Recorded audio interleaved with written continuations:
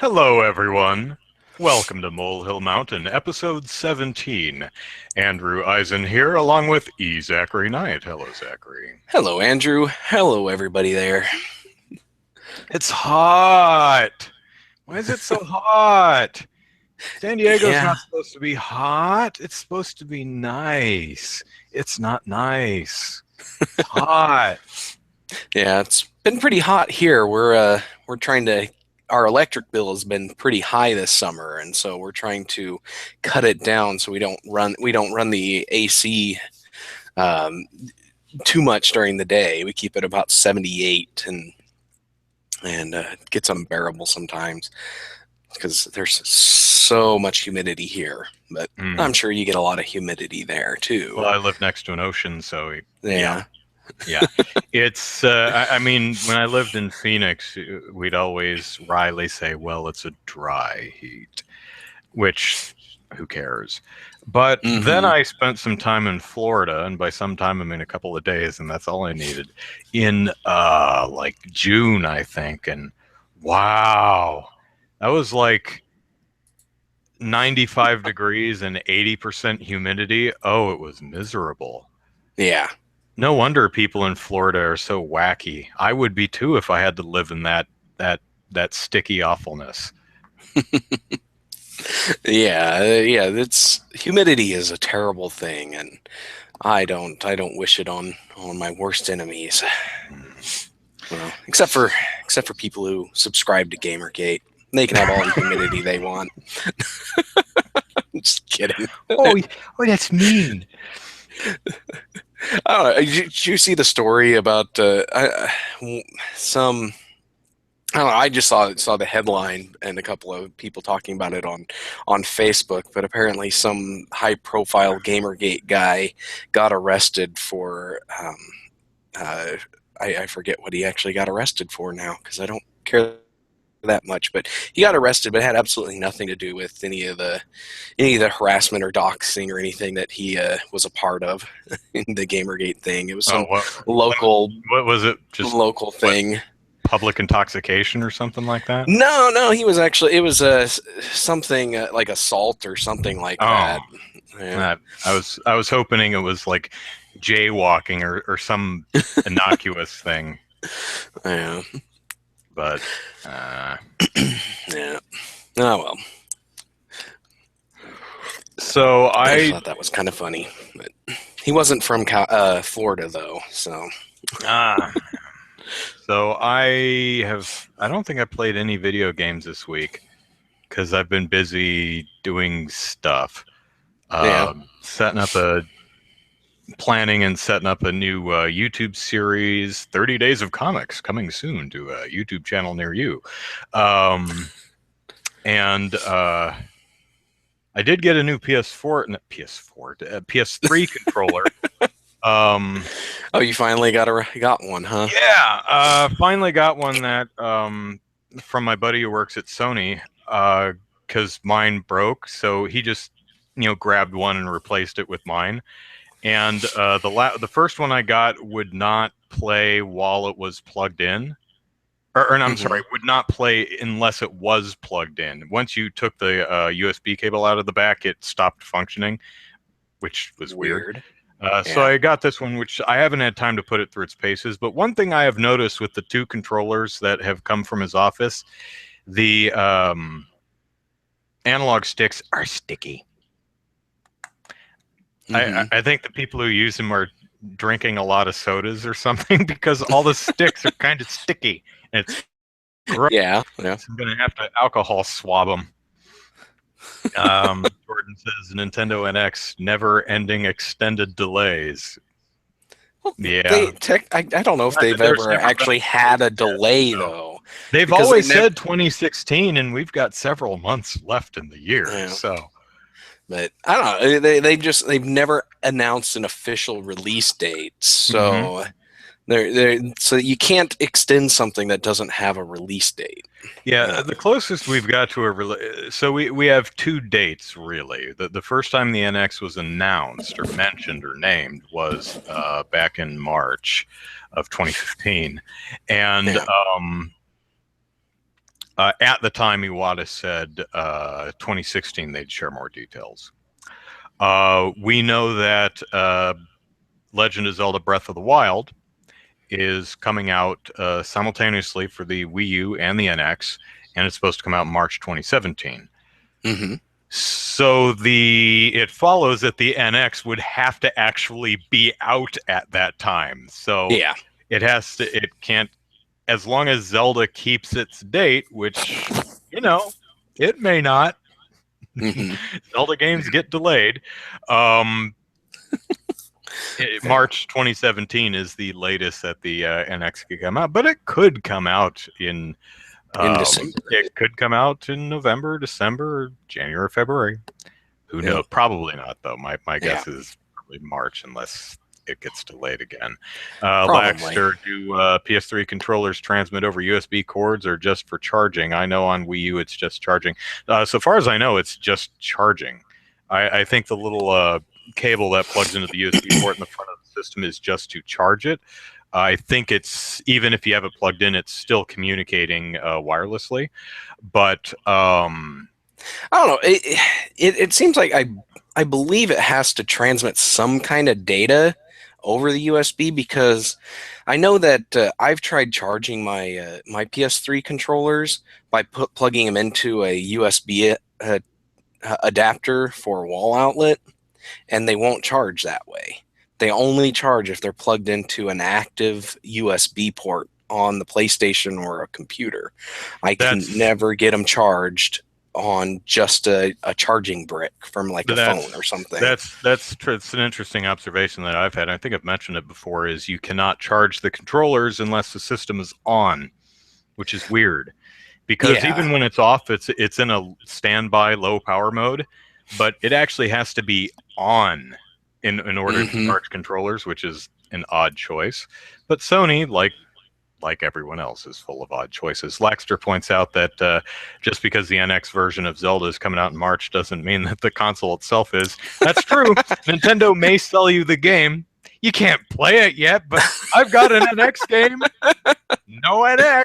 But I've got that would be unprecedented. Well, not really, because I had N64 games and I had GameCube games before I had the systems. The games were actually being sold before the system launch date. So really, that's weird. Yeah, I had Mario a couple days before the N64 came out.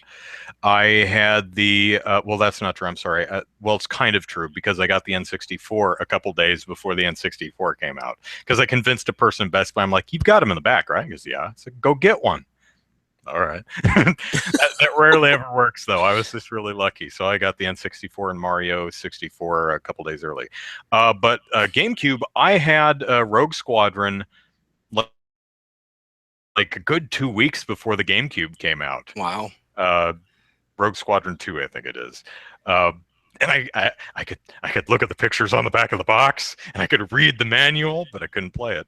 So yeah, that could happen. That's weird. I've never seen that before. But of course, I never buy systems at launch, so maybe I just never noticed. But I think publishers and the console manufacturers are getting a little bit better at controlling release, even though games are still getting sold before their official release dates, but it doesn't happen too often, and usually just with really high profile games. So you play anything this week? Yeah, actually, I have a good experience and a bad experience, and a couple of bad experiences, but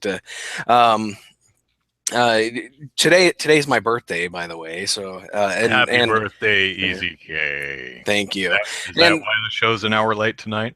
Yeah. Birthday party? Were you partying? Yeah. Were you drinking? Yep. Water. I don't drink, but yeah, neither do I. But so today I went. A couple of friends of mine. They have a game development studio in Oklahoma City, and they were demoing their latest VR game today. They had a big public demo event. The game is called the company is called Tekton Games, so Tekton Games, and the game they were showing off was the Sleeper Initiative, which was developed for the HTC Vive, and and so they announced this like a month ago. I got tickets right away, reserved my time slot because it's a VR game. They only have 2 VR headsets, and so they wanted to control everybody that played it. And the game's called Sleeper Initiative, and it's actually a 2-player experience. And this is the first time I've seen anything like this for VR. I've seen a lot of other VR games, but this is the first time I've ever seen one that's a 2-player experience. And the way it works is the game is an espionage type scenario where you have somebody breaking into a building, and then the other person is on a computer outside trying to guide them along inside and help them out. And so the person inside is trying to sneak around this office building after dark, and there's these security drones that are wandering around the building that if you get caught by them, you're dead. And so the guy in the game, in the VR headset, it has a little hacking tool that they use to create a bridge between a computer and the second player, the guy on the terminal outside, and then that guy shuffles through emails, hacks security systems and all that stuff for the other player. Sounds somewhat similar to Stay Calm and No One Explodes. Yeah, somebody that was watching us said that it sounds a lot like that, and I guess it is. I don't have any experience with that game, but as far as the types of roles that the two different players have, one actually plays the video game and one does other stuff. Yeah, and so my wife and I, we went and played this, and she played first, and of course, we had a 30-minute time limit. Keep talking and no one explodes. Yeah, and we had a 30-minute time limit for each of us to play in both roles, 30 minutes for each role, and neither one of us beat the game. Unfortunately, it can be beat if you know what you're doing. So we had a lot of fun, and one of the interesting things about this VR experience is that prior to this game that I've played, all the VR games that I've played have been on rails experiences, where you stood stationary and you could look around and kind of duck and whatever, use the gyroscopic motion sensing in the headset, and then usually used like an Xbox controller or something to control actions. But this one, they have a setup where they've got two cameras, I guess, sensors, whatever, that they have set up so it forms a square that you can freely move around in. And then these developers, they've developed a custom solution to allow you to walk around and experience a larger area than the 10 by 10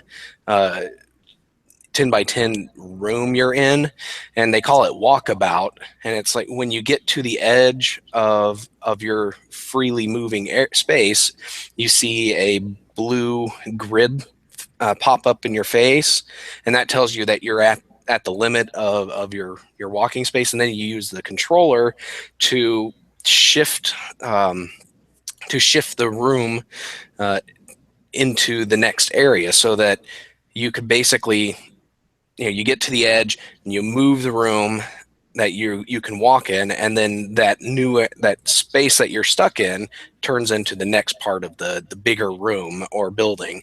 And so this isn't walking around isn't a unique feature, but that it's just, this is the first time I've actually played a game that allows you to freely walk around. All the other ones I've played have been on rails experiences. But So I had a lot of fun with this, and the game was very well designed. They're still working out tweaks and everything, and these drone robots. I don't know if they're I hopefully they add some kind of sound effects to them, because one of these things snuck up on me and freaked me out. I'm sitting here trying to going through something looking for a clue that I needed to advance, and then I turn around and this robot's right in my face, and I freaked out, and everybody laughed at me. But yeah, so I had a lot of fun with that. That's a good game. But the only thing that the only problem I have with VR is something like this is that this isn't a home experience, unfortunately, unless they do something else to accommodate people who are at home and don't have all the gear and the big space to set this up. So otherwise, a great experience. And then the other couple of bad experiences I had this week. One of them was playing Pokemon Go. I went to the park yesterday, and I go to a gym. And gyms are a complete waste of time, yet I still try to do gyms every now and then. And I see this gym. It's Team Red. I'm Team Yellow. Team Red is in control of this gym, but there's only one Pokemon in it. And I'm like, okay, I'll kick this guy out and throw my own Pokemon in there.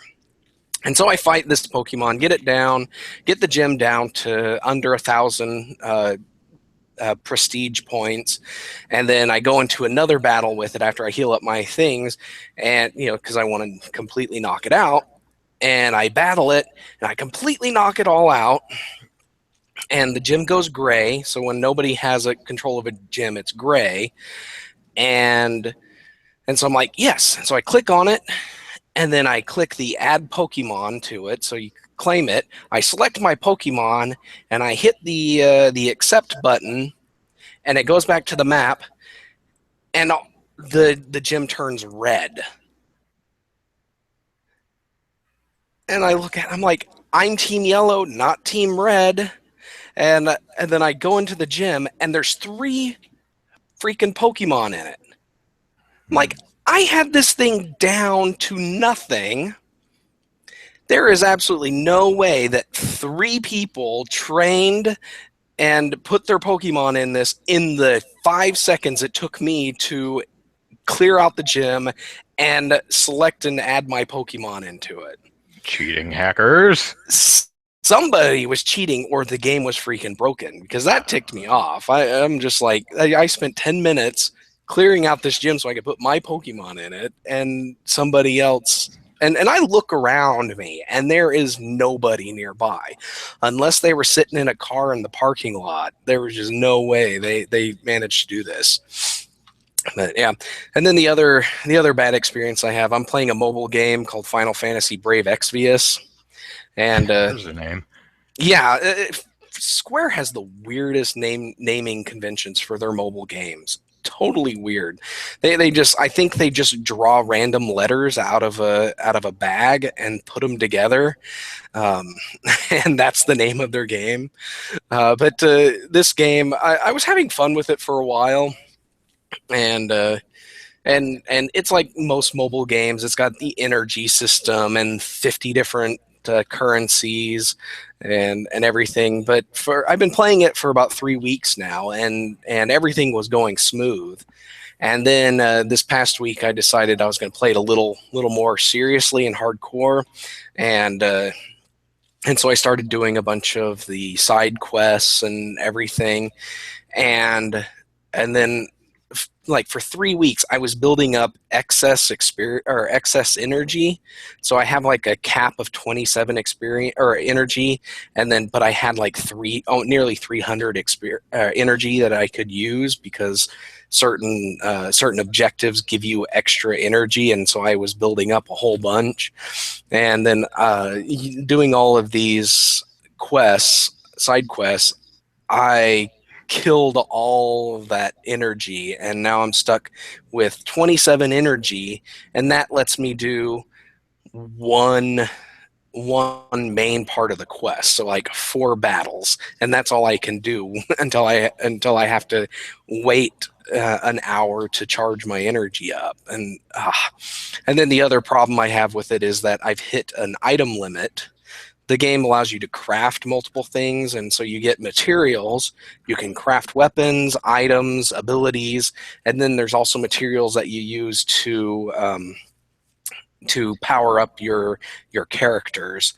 And all combined, I hit a cap for materials that I could get, and the game won't let you do any missions or go into any towns if you have an item cap hit. If you hit an item cap. And so you have to go in and sell things in order to lower it down so you can be able to go and get and actually play the game. That ticked me off, and that annoys me. It annoys me more than ticks me off, but it was just frustrating because for like an hour I was playing the game and constantly having to run through a level to find an item for a quest, go into my item inventory and sell stuff, and then go back and forth like that for about an hour. And then eventually I was just like, screw that, and I went and increased my item inventory with one of the special currencies. And then there's other currencies too in the game. It's like you have your gold, or your gil, I think is what it's called in Final Fantasy. Then you have lapis, which is something you use for summoning and what you use to increase your inventory space and all of that. And then there's friend points, which you can use for summoning. And then there's Colosseum orbs, which I can't find in the inventory or any menus anywhere. But apparently you get 3 at a time, and you can fight 3 Colosseum battles. Then you have to wait to fill those up. And I'm just like, why in the world do we have so many freaking currencies in this game? Just give me 1, 2 at the most if you want a premium currency. Don't put 20 in there. So, yeah. So those are my gaming experiences for this week. All right. Calgore94 in the chat says, if I owned a bar, it would be called One Night Stands. I like that. I've always had a dream of owning a German breakfast joint and calling it Luftwaffe.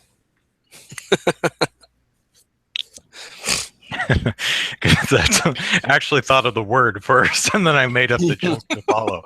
Nice. Laxter actually has an interesting question about VR. Or was it Jordan? It was Jordan. If you could pick a game of any existing game to be made for a VR release, what would it be? So no limits on this one. Oh, and I guess remade for VR would be the implication here. Paperboy. Yeah, actually chuck stuff at people's windows. I'd really like to, if it's powerful enough to realize that, I'd like to see something like the Resident Evil remake in VR, sneaking around that mansion. I think that could be really cool. Yeah, something like the original Resident Evil, not these. Well, the problem, but that kind of sneaking around a very dangerous area where things are out to get you. So along the lines of the original Resident Evils or Silent Hills. Unfortunately, the original Resident Evil and Silent Hills look like crap. So that's why I immediately thought they would have to be. Of course, the remake is also static pictures with some animation on them, but that's why it looks so good. But if you could do that in 3D and make it and passably for VR, of course, Resident Evil 7 is doing pretty much that, I guess. Yeah. So if not that, maybe those escape the room kind of games I think could work really well in VR. Yeah. Because you're sitting there and you have to look around and examine I think VR a lot of times is the ability to actually examine the space is the advantage of VR in games and horror survival games like Resident Evil, Silent Hill. examining your space and making sure you're aware of your surroundings is very, very important. Same with escape the room type games. So I think that could be a lot of fun. Do we still have Jordan? Oh, I was saying Jordan says, "Wow, all the games in the world, and the first thing that comes to mind is Paperboy. Please, someone give this man a game encyclopedia." I was thinking retro games, like old games that can be turned into VR experiences. And my first thought was actually Excite Bike, and then I was like, no, Paperboy would probably be more fun in a VR experience. But Lexer says, do you still have to use the tank controls? It could be interesting because if you sit in a swivel chair, you can just do this. It's like, okay, gonna go forward. Right. Wait, I need to go to my left. Forward!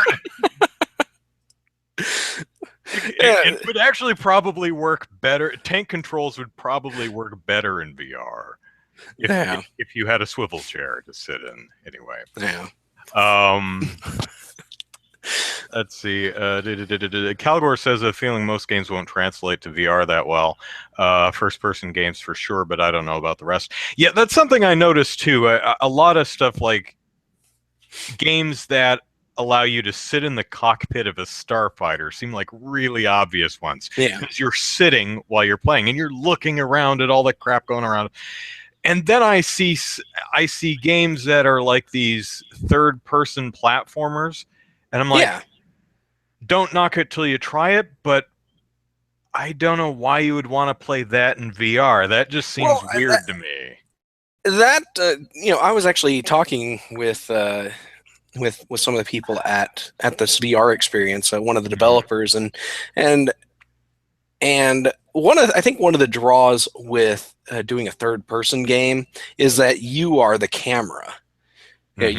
Because with most third-person games, you have a camera that you have to try to wrangle and make work with like the right joystick.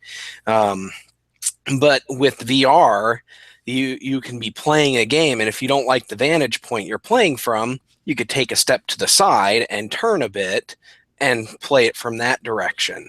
And I think, to me, I think that makes it really interesting. And it's like you can have your character over here and be like, okay, I want to check out what's over here before I bring my character over there. So you can walk over there, check it out, and see. That sounds like a lot of work. I'd rather just flick the right stick, move the camera out of the way. But I have to. I'm really hesitant about walking around while I can't see the space I'm in.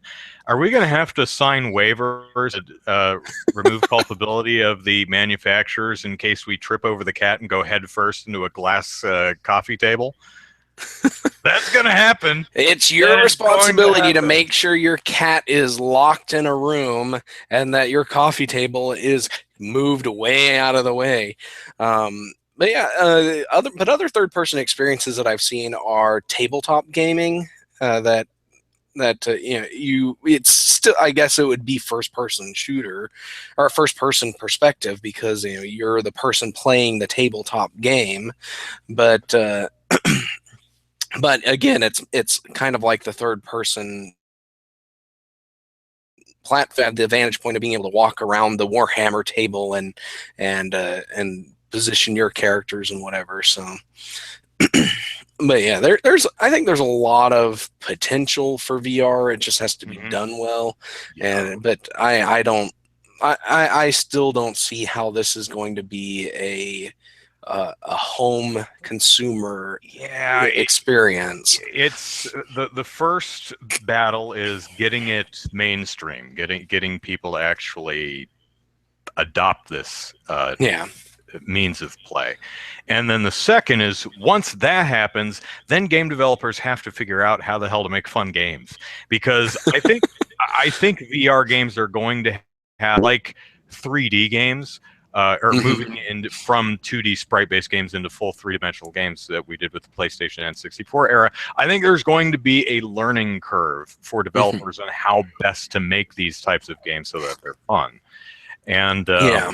but I think that's also when we'll get some of the most experimental and interesting stuff. Yeah. So. Oh yeah, there's always the those treadmill, those omnidirectional treadmill things. That sounds prohibitively.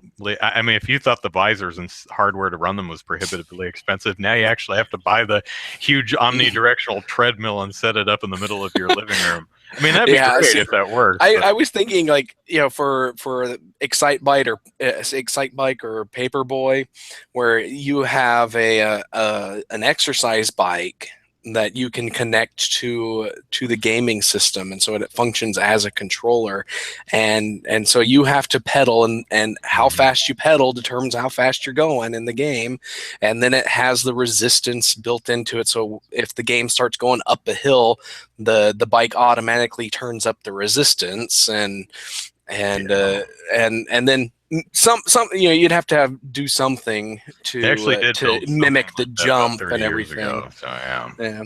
So yeah, I would think that could be effective, but Sure. it would be very limiting in its a mass appeal, though. Yeah, Nintendo actually, responding to Laxter here, is asking, didn't they do that? Yeah, Nintendo did have something like that. It was like a promotional thing, and it was a super expensive, and I don't think it was ever actually sold in stores. But they did have a bike with a Nintendo controller on it that worked for a couple games, like, I don't know, Track and Field, Paperboy. I'd have to look it up. I read about Nintendo Power back in the day. I'm pretty sure. Nice. Remember gaming magazines? Nintendo sent me a VHS tape to advertise Donkey Kong Country for the Super NES. That's cool. Yep, I think I still have that somewhere. You should check the eBay prices for it. Let's move on to actual topics. So, Zachary, you have some DMCA stories for us this week. Those are always fun or depressing, depending on your point of view. So, regale us. All right. So the first story is calling back to our fan game discussion over the past couple of weeks, where one guy for a game jam. I think it was Ludum Dare. I can't remember, but he developed a game which crossed Mario Brothers with No Man's Sky. And so you play Mario on a planet who can hop in a spaceship and fly to another planet and explore various planets that way. And it's all procedurally generated, so you can have fun with it. And he got a lot of press over this, where the game's called No Mario Sky. I don't know if I mentioned that, but but he got a lot of press for making this game, and he everybody loved it. Everybody thought it was great. There were a lot of cynics out there that said that he probably wouldn't have got as much attention if it wasn't a Mario game or a Mario fan game. But then then Nintendo was not feeling very happy about this and sent the guy a DMCA notice, or at least that's what he's claiming. I don't know if it was a DMCA or just a cease and desist. But either way, he got a notice from Nintendo that he needed to stop using their Mario trademarks, and copyright. And so instead of taking the game down and nobody being allowed to play it officially, he decided he and the other people that worked on it, they quickly or they had been making other assets for the game that didn't use Nintendo's stuff, and then they finished that up real fast, and then they re-released the game and called it DMCA Sky. And just calling back to, or calling attention to the fact that that there's a lot of companies out there, specifically Nintendo, that are very DMCA happy. And so let's see here. It says, while it's disappointing that the game had to be taken down, ASMB weren't quite done. After addressing the issues highlighted by Nintendo of America, the team went back to work and removed all infringing content from No Mario Sky. The end result is the new game, cheekily titled DMCA Sky. And this is getting it all new press. Had Nintendo just ignored the game, these guys would have had their 15 minutes of fame, and then nobody would have cared a week later. But now here it is a week later, and they're getting a whole new 15 minutes of fame because of this this takedown and the change to the game that they made. Yeah, so. And it's interesting that it really only changes the sprites. Yeah, but it's still very obviously Mario. And the Goombas are still very obviously Goombas. They're just green or something, I think. And the first stage, I've only watched a little bit of footage of the game, but the first stage is World 1-1 in the original Super Mario Brothers. Yeah. And that's still the same thing, even though the coin blocks look different and the Goombas are kind of like a cross between a Goomba and those cactus creepers in Minecraft. And Mario is now just some dude in overalls. Everyone knows World 1-1. It's still World 1-1. Yeah. There's no hiding the fact that it is World 1-1. Yeah, so a little bit more than a palette swap. But the game, I think, I'm surprised we haven't seen more of this. I'm surprised fan gamers, fan developers who've made fan games haven't really foreseen this, like made alternate tile and sprite sets. Because I know Nintendo's going to DCMA me on that. DMCA. I knew that sounded wrong. DMCA me on this. So as soon as they do, I'm just going to swap all the assets out for the assets I had in reserve, and there you go. No longer infringing. Neener. Yeah, and that can work for a lot of games, but some games like AM2R, another Metroid 2 remake, yeah. That one, you can't really do that because the game actually is Metroid 2 with added content. And so you can't really just swap out the sprites and say, hey, I made a new game, because it doesn't work that way, because all the power-ups are there, they're in the exact same spots, all the enemies are there, they do the same thing and stuff. So, but for a lot of fan games where they're actually creating a brand new game starring those characters, like No Mario Sky, it's really easy to just swap that out and swap out those assets, and it's a brand new game because it is totally different. And one of the things but going back to this particular game, it's kind of interesting that they haven't gotten a DMCA notice or anything from or a trademark violation or whatever from No Man's Sky, the developers behind that game. Happy something. Hello Games. Hello Games is what it is. I don't. Be interesting. I mean, maybe if I remember, maybe I'll shoot the dude a tweet and say, "Hey, how come you didn't DMCA any or do a?" I'm sure you have No Man's Sky trademarked. Of course, if I had No Man's Sky trademarked, and someone came to me and said, "Andrew, how come you didn't, claim on No Mario Sky?" I probably would have said something along the lines of, because I'm not an asshole. Who do I look like? Bethesda?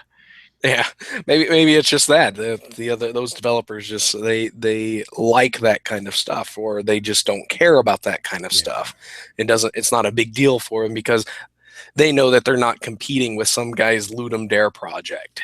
Oh, Bethesda would have been all, Bethesda would have been all over that one. Yeah, ZeniMax would have been all over it. You call that thing Scrolls, anything Scrolls, and yeah, they would have been all over it, saying, nope, you can't do that, because they actually way back when they were when they decided to go after or enforce a Fus Roda trademark. I actually did a Cafe Press shirt made fun of that and combined it with that keep calm or that British poster. Keep calm and carry on. Yeah, and so I made one that was keep calm and Fusroda, and ZeniMax sent a DMCA notice to Cafe Press about that.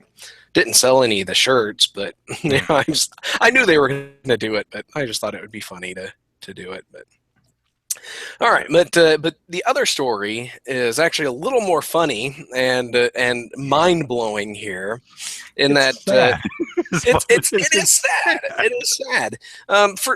For those of you who don't know or would just like a refresher, the DMCA is the brainchild of the MPAA, the RIAA, and the BSA, not the Boy Scouts, but the Business Software Association. And I guess the companies ESA that too. have consumer rights at the forefront of all of their decisions. Yeah. So these organizations, they don't represent individual creators. They represent the big companies and publishers and studios and software developers like Microsoft and game developers like EA and all that. They represent those people, and so the DMCA is their brainchild. And they thought back in 1998 the DMCA was going to be totally awesome. It was going to solve all piracy, et cetera, et cetera. And then the DMCA came out, and piracy didn't change one bit. And so for nearly 2 decades now, they have been fighting to expand the DMCA. And one of the things that they want to do is expand the notice and takedown system to become a notice and stay down system, wherein if they send a DMCA notice to YouTube, say Warner Brothers sends a DMCA notice to YouTube saying that somebody has posted a clip of Batman v Superman. We want it taken down. Well, they want YouTube to then pre-screen every video afterwards for that same copyright infringing material and not allow that stuff to be uploaded again. And this is a big mess. It would never work at all.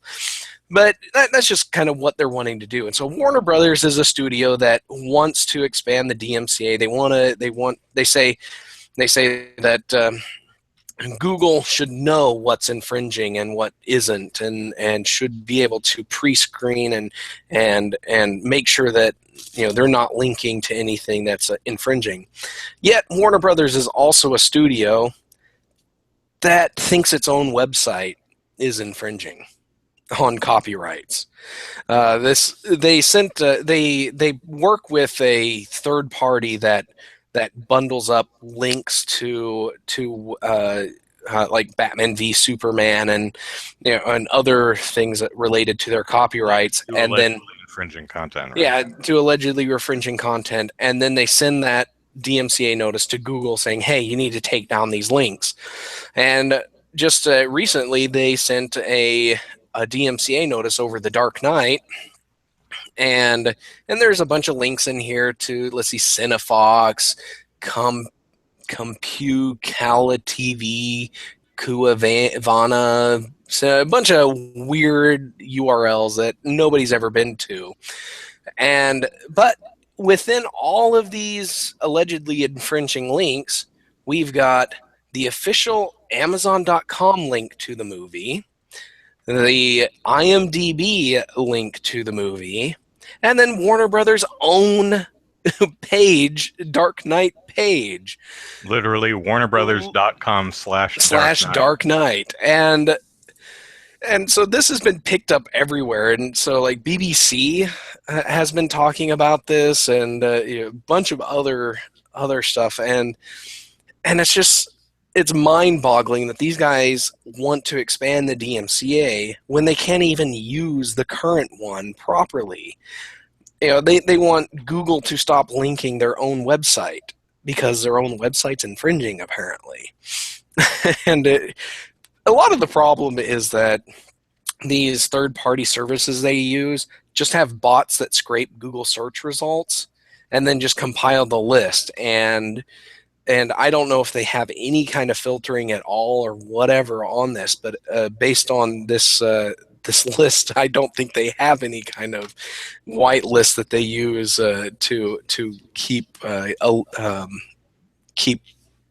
good links off of the DMCA notices. But it's totally crazy. I have What no amazes idea. me is they have the gall to say, well, Google should be able to just look at it and figure out if it's legitimate or not. It's like, why would you expect Google to be able to do it? Obviously, you can't, and it's your Exactly. stuff. Exactly, and this happens a lot. Like Tech Dirt has some other examples where Fox sent a DMCA notice, and they were sending DMCA notices over their Homeland TV show, and one of the links they included was for the purchase page for a book called Homeland by Cory Doctorow. And this book had absolutely nothing to do with their television show, yet they considered infringing because it had the word Homeland on the page. And it was a buy link and all this stuff. And so they've done this. Their studios have sent DMCA notices over torrents for Firefox, the web browser, because it matches the name of a movie from the 80s. And it's like, yeah, these studios, they believe that Google knows what's infringing and what's not, yet they don't even know what's infringing and what's not. They can't even look at a page and say, oh, that's our own website, let's not include that. Or, oh, that's somebody's book that they wrote and they own a copyright on, so let's not include that. And then there's other services that just completely make up URLs. This a couple weeks ago, Tech Dirt had a story about this service that they figured out how this one torrent site was hashing the names of movies and music and whatever, and so they reproduced that hashing. And then they just started including links to that website with their own hash on it. They didn't even check to see if those links actually worked or anything. And then that site went down, like the site actually shut down. Nobody owned the domain and whatever, yet they were still including URLs on that site in future DMCA notices. So yeah, these sites are these services are just terrible, and the DMCA is just nobody can use it properly apparently, and yet they want to expand it. Yeah, it reminds me of, you hear the phrase, you hear someone say, "Stop hitting yourself! Stop hitting yourself!" and inevitably you see some bully grabbing their victim's fist and doing that. Stop hitting yourself, stop hitting yourself. This is a case of, no, stop hitting yourself. Seriously, why are you doing that? Yeah. Let me someone's mentioning one of my earlier vids, and it's hard to find because it's called the. I did a joke about copywriting the word "the" way back in the day, and yeah, it's trying to find it, but I should probably rename it so that you could actually find it, because it's almost impossible. Yeah, you can't search that. Yeah, search for the. I found it. There we go. So let me copy that into our chat here so anyone who wants to see it can. So, okay, let us move on to a new topic, and that new topic shall be Mario is going to be on iPhone and presumably Android at some point, but it seems to be a timed timed exclusive. Apple had its iPhone 7 reveal, and had a big surprise. Shigeru Miyamoto came out on stage to announce Super Mario Run, which is Exactly what it sounds like. It's exactly what it sounds like. It's not exactly an endless runner. I predicted a year ago, or in one of my prediction videos, that one of the mobile games would be a Mario endless runner. This, I was half right. It's a Mario game on mobile, and Mario does run without stopping. You don't actually, all you control is the jump. Mario takes off and you jump over obstacles. But it's not one of those procedurally generated endless runners. It's an ending runner. It's a level-based runner. There we go. Laxter says SEO, Andrew. Yeah, I know. That was one of my first videos. But I don't want to call it anything else because the fact that the title of the video is the point of the video. Because ZeniMax, because it owns the mark for The Elder Scrolls, feels that it has rights to claim my video, because it includes one of the words in its entire trademarked phrase. That was the point of the joke. It unfortunately makes the video impossible to find. But anyway, is it on rails? No, it's not on rails. It's not an auto scroller either. If you jump and hit a wall, Mario will automatically wall jump back the other way. So you can actually grabbed a couple screens here to share. So here is a screen from the game, and I apologize for it being blurry, but that's trying to capture. Sometimes my capture hardware is funky. So if you run straight forward, Mario seems to automatically vault any obstacle, enemy or otherwise, that's shorter than him. So if you just don't hit the jump button, he'll just simply vault straight over that Goomba in the center. But if you jump, you can wall jump back and forth up this area. And come on, screen share, be nice. And you have, let's see, here's another one. Like this one, these little reverse arrow blocks on the ground seem to make him go the other way, so you can jump backwards and grab that super mushroom, and then he'll start running forward again. You jump again, and you get to that upper area where there are more coins. So I think it could be fun. I think it looks kind of neat. One thing that caught me initially was the fact that it's vertically oriented, and you think if you're going to have a runner, you'd want it in to hold it horizontally, landscape mode. But the game really does appear to be designed around that much vertical space. Yeah. So from the minute of footage we've seen from it, so I think that will all be okay in the end.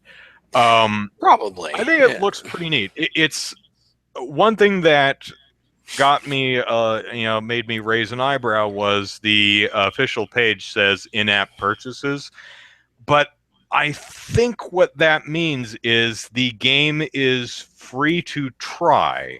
Like there's a demo of it, the first stage or first two stage or whatever, and then the in-app purchase will be paying a flat fee to unlock the full game. Because Miyamoto said that it's not a pay-as-you-go or pay-to-play, it's flat fee. So what it sounds like is you can all try it for free. If you want the whole game, it's flat fee. And if they try to charge $30 for this, they're going to fail miserably. How much do you think they can get away with? I'm thinking $5.99 at the very high end.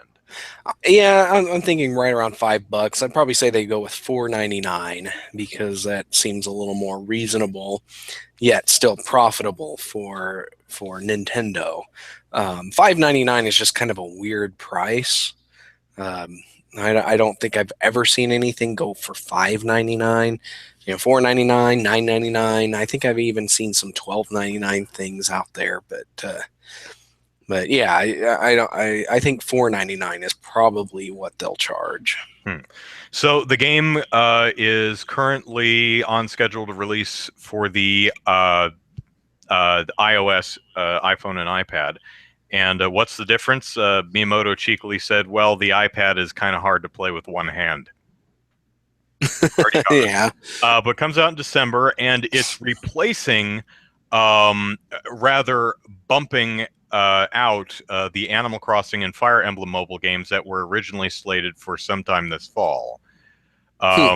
So Nintendo also said that it would have 5 mobile games by the end of by March. Now it's saying 4. So it sounds like we'll get Mario in December, and then probably Animal Crossing and Fire Emblem in the first quarter of 2017. Yeah.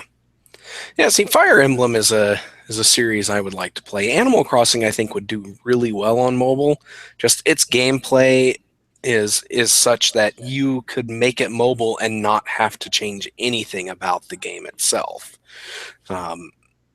Other than, you're no longer playing with a controller. You're tapping the screen to move your character and interact. Mm-hmm. So, and Fire Emblem, like an RPG, is something that I still think works really well as long as people stop trying to put those freaking on-screen controls. Just let me tap the screen. Yeah, it looks like Nintendo's cottoning to mobile design philosophy pretty quickly, which is nice to see. Yeah. I don't have my phone on me, but the bottom maybe quarter of the screen is just kind of a blank area where you hold the phone and tap on it with your thumb. So you never have to worry about not being able to see what's in front of Mario, because your thumb is never going to be on the actual play field unless you're holding it wrong. Also, there was something about you collect coins, and the better you perform, the more toads come to watch, kind of like Paper Mario 1,000 Year Door. Like the better you did in battle, the more audience you had watching. And apparently, the more coins you collect, the more toads come to watch. The more there's some type of Mushroom Kingdom, build your own Mushroom Kingdom type of mode. So I don't know how extensive that is. Nintendo's not talking about it yet, but I love features like that. I love dress up mode kind of features. I like the idea of building my own Mushroom Kingdom with the coins and stuff that I earn in the game. So Nintendo could have something here, and some analysts have been, it's going to be a billion downloads. We'll see. Maybe. But people have been Mario doesn't have a billion download, or Pokemon doesn't have a billion. Pokemon Go has 500 million, I think it had recently. Something like they that. were saying that. Now they're saying a billion, expecting that you can downloads, being that all of them are going to be free. Not every one of those people is going to end up buying the full that's definitely thing. true. But there, I wouldn't be surprised. Mario on mobile, sure. The only real criticism I've heard is some people are just kind of sick of the new Super Mario Brothers style. I'm fine with it, but we've seen the new Super Mario Brothers style since, gosh, I don't know, 06 or something. It's been around a long time. And I still like it. I think new Super Mario looks great, and man, it's frustrating. I actually played new Super Mario Brothers on Sunday with my 6-year-old nephew, and it was totally frustrating experience. He just kept getting in the way. It's hard enough playing with competent adults, but when you get little kids in there who barely have control over their own hands, it's a horrendously frustrating game. What's it like to be the parent of a noob? Is there a support group for parents of noobs? Yeah. My son is a filthy casual. All right. Before we move on, we had someone here, Andrew Ross, whose parents named him very well. Asks, "I'm new. What's Molehill Mountain?" Hello, Andrew. Welcome. Molehill Mountain is where we discuss everything that is super, super duper important. You know, like video games. So, moving on, and our last topic for tonight, which we have 1 minute to discuss, is the worst kept secret of the quarter, I guess, of this portion of the year was the well, I suppose it was the PlayStation Slim, Yeah, which was all but reviewed before it was even announced. It was announced, what was it, Wednesday? I think it was I Wednesday. think so. Yeah, There were Wednesday. actual video teardowns of the unboxings and teardowns of the PS4 Slim before Sony even announced the damn thing. Wow, Sony. Yeah, Sony announced it. It's like, you can buy it now, and everybody's like, we bought it last week. What are you talking about? Yeah. But so the PS4 Slim is on sale either now or next week or whenever. It's $300, $299. Digital Which Foundry. Digital which is Foundry actually a did pretty look good price. pretty good price. Digital Foundry also noted that it consumes a lot less power and makes a lot less noise than the earlier PS4 models. So that's nice. But I think what everyone's interested in is the PlayStation 4 Pro, which is what we've been calling the Neo for the last however many months, 6 months or so. So yes, this is basically the PS4 Pro is the 4K version of PlayStation 4. So it boasts the ability to render the games out at 4K, although how many of them are actually going to be rendered natively at 4K remains to be seen. It looks like a lot of them are being rendered in higher than 1080, but being upscaled a little bit. Yeah, they got and they even the said as much on the HDP or whatever they call it. Yeah, it's HPR or something like that, where it's basically upscaled graphics. Mhm. Yeah. So, So the two big selling points for the PlayStation 4 Pro, are 4K resolution and HDR, high dynamic range. yeah, HDR. Yeah. And they presented it in a streaming presentation at 1080p without HDR. I don't know what the other solution is other than to spend a lot of money to make sure that Fry's Electronics and Best Buy and everyone has appropriate television set up to demo this thing. But everyone streaming the show could not see what the big deal was. They did release higher resolution assets later, but they're so I watched the 4K version of the Mass Effect Andromeda presentation and one of the other ones. I think it was Zero Dawn, and they're very compressed. There's a lot of jaggedness and a lot of compression artifacts. This is something you really have to see in person, and I can't really look down my nose at Sony because they didn't have a whole hell of a lot of options. That's the really hard part, is trying to sell people on a function that no one can actually observe without the right equipment. Yeah, and this is one of the same problems with like 3D games, like for the 3DS or VR games. You can't really demo these things unless you have these services, like especially VR. It's like there's no way you can do a trailer for a VR game that gives the viewer enough of the VR experience for them to know what's going on. There's just no way for that to happen. 3D, the 3D for the 3DS is probably a little bit easier because you could record the screen itself, or at least digitally mimic that when you're creating a video. But it's a little more difficult to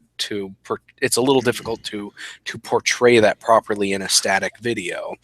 And yeah, 4K resolution and stuff, that's just impossible to to display properly on anything that's not 4K. Yeah. And it was the same thing with HD television. There was just no way you could explain to somebody how great HD was on an old CRT television. I think probably some of the most pointless things I've ever seen are Blu-ray demo discs on DVD. Yeah. There's these DVDs that say, "Oh, The Matrix is so awesome on Blu-ray," or whatever the new hotness is so awesome on Blu-ray, and it's on a DVD, and I can't see it because this is a DVD and it's stuck at that resolution. I have to wonder, is there any gullible person sitting there go, "Oh man, it looks amazing"? I have to wonder, was there anyone watching this the stream and going, "Wow, it really does look better"? It's like, what? I think the only way to do this is to effectively lie to the audience, where you do a side by side where you've got the horribly compressed 4K. You can horribly compress 4K down so it can be displayed properly on 1080p, and then you take a 1080p image and even further compress it so it looks even worse than the HD or the 4K compression. And so it's just like you're basically lying to the audience, but that's the only way you could theoretically do this. It's like, you see this crappy fuzzy image over here, this is your 1080p HD television. Look at this less crappy and fuzzy image. This is what you could be watching on 4K. Yeah. So it's tough, and 13 YouTube points out that at least Sony did a better job of trying to advertise 4K and stuff for the PlayStation 4 than it did with Ghostbusters 3D, and that's true because it actually mentioned it. Yeah. It may not have been able to show it very well, but at least it mentioned it. Yeah. So the PlayStation 4 Pro has the ability, so to speak, to render in 4K resolution, has the ability to display an HDR for HDR compatible televisions. But what's interesting is there's going to be a patch in November, I think, that enables every model of PlayStation 4, including the non-Pro versions, to output HDR. Yeah. So that kind of gives you less reason to buy the Pro. Yeah. But the other selling point of the Pro, from what I understand, is that is that you aren't going to be able to do the Sony PlayStation VR experience on your current PlayStation 4. You have to get a Pro, or else it's not going to work. Did they say that the PSVR will not work on? Well, I don't know. It's just, from my understanding, is that the VR needs the extra horsepower that the PlayStation Pro offers in order to function properly. So I would assume that they wouldn't have they wouldn't have the VR working on the old ones, because if it doesn't work, sure. I got the sense that it'll still work on the old ones. It just might be not as good as it will be on the Pro. But I'm not certain about that. maybe. What I do like is something that I was talking about months and months ago when we were talking about the Scorpio and the Neo, is that every game, they're trying very hard not to divide the market. Every game will work on the PS4 and will work on there's not going to be any PS4 Pro exclusives, and there's going to be no PS4 exclusive gameplay content. PS4 Pro exclusive rendering techniques, yes, but gameplay content, no. So no levels or costumes or whatever. This may change at some point, but for right now, no new content specific to the PlayStation 4 Pro. I like that. Basically, the PlayStation 4 Pro, which by the way comes out November 10 or 11 for $400, $399, so not a bad price there. If you have a 4K HDR TV and you're in the market for a PlayStation 4, might not be a bad choice. I personally would wait to see what developers actually do with this, to see if they do take advantage of it, to see if the bump in resolution and lighting is worth it. It looks like they're also going to be, at developer discretion, doing new graphical effects and bumping up the frame rate, reducing screen tear, Yeah. rendering effects. So more like your high-end PC settings. Yeah. I'm actually kind of surprised, even though it seems to be rendering it not native 4K, but rendering it higher and then upping it. You still got to remember it's a $400 box, so that's not too bad, Yeah. really. Yeah, I don't picture myself ever buying a 4K TV unless those are the only TVs on the shelf. I just they're coming yeah. down, but if I should have priced them, but a 4K TV with HDR is still fairly expensive, and also you have to worry about things like input lag. Yeah. I've never tried a TV with HDR. I don't know how that affects the lag, but I know that when I bought a TV, an HD TV, a couple of years ago, I went through 3 of them before I found a TV with acceptable input lag, and I had to turn every single post-processing stupid effect off to get it to what I felt was even playable. So that's also a concern: is are the games going to be playable on these high-end TVs? And I would personally wait I would until assume some tech so. companies start reviewing TVs.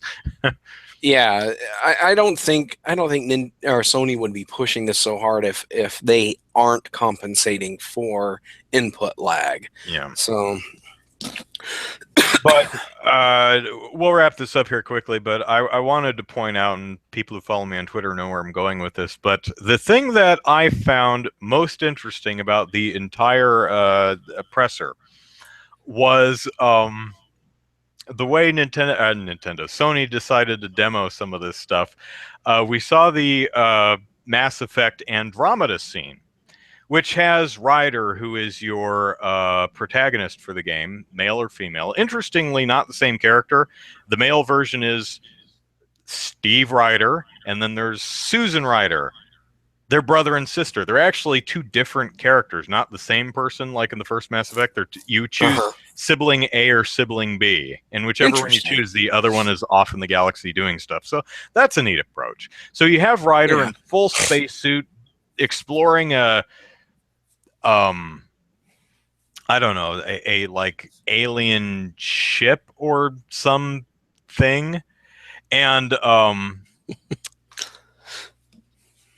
and in this case, he gets to the central area, and the camera pans out to cutscene time, and you see the party that's with him.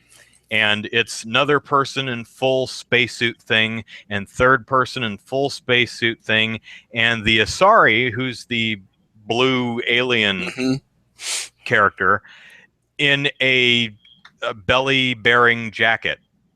And I thought, well, that's casual. I mean, we have 3 people in full spacesuits and helmets, and she's like, "No, I'm just gonna walk around here in my midriff Baron jacket. It's cool." I'm like, "All right." And then an explosion happens, and Sony says, "You know what? 4K, 4K and HDR. This is this is how we want to show you how good this looks." That is an incredibly dumb image. Our 4K and our HDR. We're going to show it with a crotch shot. She jumps at the camera like that. And I just thought that was really funny because, and here's another one, that they want you to make sure that you know that she has a really nice butt. And I'm thinking, guys, this is not Bayonetta. What are you doing? Oh man, that was I almost busted up laughing when because she just jumps crotch first at the camera. I'm like, whoa, what happened here? Oh god, it was funny. And it was also another thing that I noted, because I was kind of disconnected from the whole presentation because, yeah, 4K HDR, I can't actually see it on the stream, guys. So I started picking at other things. And they showed what's her face? Aloy from Yeah. Horizon Zero Dawn. Here is what she looks like in all of the media we've seen so Yeah. far, right? So now she has a new costume, and I up the brightness on this a little bit so you can see it, and it's a midriff bearing costume. And I'm thinking she's going to scratch the hell out of herself because in this game she's constantly, going into creeping bushes through and underbrush and stuff. I'm like, man, yeah. she's going to cut the hell out of herself. She also has, let me find it. She also has, like Bayonetta, she has cutouts in her leggings. You can see on her thigh the little diamond cutouts in her leggings. Yeah. So I was wondering, I'm like, did someone go, Aloy is not sexy enough. Bear the midriff. Release the sex kraken. The sex kraken. The sexy sounds kraken. like a hentai. Yeah. Sex kraken. There we go. There's a good one. I actually, one of my followers on Twitter actually forwarded my honestly rhetorical and silly question to Guerrilla Games to ask them if there were alternate outfits in the game, or if someone was like, we need more bare midriff because she's not sexy enough. Kind of like what happened to Jade's costume in Beyond Good and Evil. The original Jade was wearing a like a white t-shirt, I think with a green star or something on it. And then when she got updated, she got into a belly-bearing t-shirt and jacket. She still looks fine, but it kind of reeks of, you got to show some skin or no one's going to buy it. Unfortunately, no one bought it anyway, which is very sad. We're still waiting for Beyond Good and Evil 2. Yeah. That's a wonderful game. Yeah. So anyway, those two little things gave me a laugh during the show. Especially the Asari jumping at the camera crotch first. That's like, oh man. So much fun. Okay, yeah. so just one final note before we close up. I just came across this this article on IO9, and it's of interest to me because I've been rewatching Darkwing Duck lately. It's a great cartoon show. I think it had its anniversary this weekend or something like that. Yeah, but the Darkwing Duck creator Tad Stones has announced that Darkwing Duck and DuckTales are not a shared universe. Which is kind of weird. Isn't Launchpad or someone? Yeah, he says Launchpad is in there. Gizmo Duck is in there. They even had cameos from the Beagle Boys and Scrooge's rival. I forget his name, and then a couple other.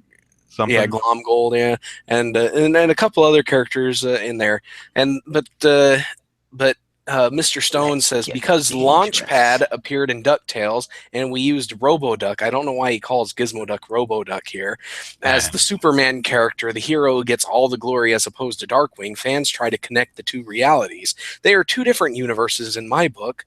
We work in the alternate Duckyverse. So. Very weird. You would think that it would be perfully fine being a shared universe. Same universe. The fans have spoken. Same universe. Damn it. Because to me, they based on everything that's happening in the show, it takes place after DuckTales ends. So Launchpad is no longer employed with Scrooge McDuck. Gizmo Duck is an established superhero in Duckburg, and everybody loves him. And so that's where it takes place. It's after DuckTales ends. And by extension or by connection, Jungle Book would be in the same universe because so is Tailspin. Yeah. I don't know. Tailspin's not part of the DuckTales universe, I don't believe. But, there's just never been any indication that they're even in the same universe. But they could be. Should be, yeah. And the Rescue Rangers are doing their thing too. Chippendale Rescue Rangers. The Rescue Rangers because they're small. But the Rescue Rangers, though, that they actually take place in a universe where there's humans, whereas DuckTales and Darkwing Duck and Tailspin do not. So, yeah. Well, I told you that's why this is Molehill Mountain, because this stuff is super important. yes, it is. In fact, someone should pull a Nintendo and do the like a Duckburg Historia that chronicles exactly where all these shows fit in the timeline.